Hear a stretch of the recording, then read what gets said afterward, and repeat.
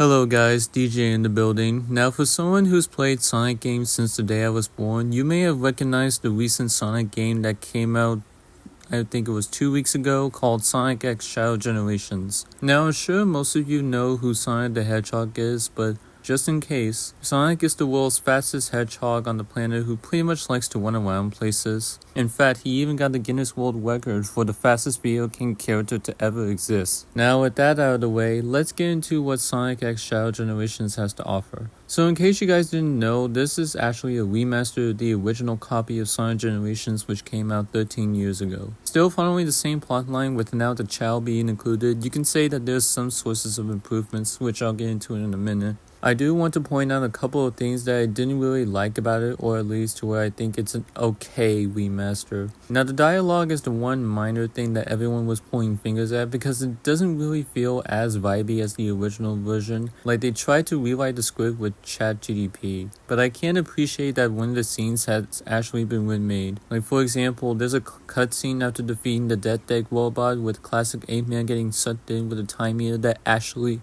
shows classic Eggman. That's one of my favorite improvements in the game, but that's number one. Number two is some of these characters' voices aren't really accurate. They legit sound like elementary school students that applied to be voice prompts for the cutscene.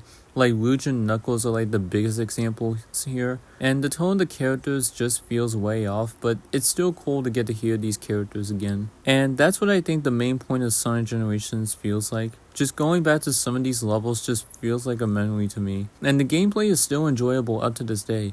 Like I was having too much fun exploring around what has improved, which was the reason why I died so many times as a matter of fact. The game runs at a solid 4K 60 FPS and the art design has changed for the challenge acts. Everything else is very satisfying to explore and I never got to experience that. So the remaster is okay, even though I do think the original script from the original version could have been added. The rest of the game was very enjoyable. Now, the new thing that everyone also pointed fingers at was Shadow Generations, because that was the big break, since now Shadow is being included in more Sonic content, and I'm not gonna lie, I will admit Shadow was one of my favorite characters in the games, and I'm looking forward to him appearing in the new Sonic Movie 3. Feel free to look that up from Paramount Pictures and Sega and enjoy the expectations. But anyway, let's go over what Shadow Generations is about. So, this takes place in Shadow's side of the white substance, with the Sonic gang still celebrating Sonic's birthday, and the villain from Shadow the Hedgehog, Black Doom, has come back to try and destroy Shadow once again. Meanwhile, he finds some other Sonic members like Orbot and Cubot, Big, Omega, and not only is he restoring his own substance, but he's also avenging the death of Maria. So like one of the scenes was when Shadow first saw Maria the first time, he didn't believe she was alive and it was true.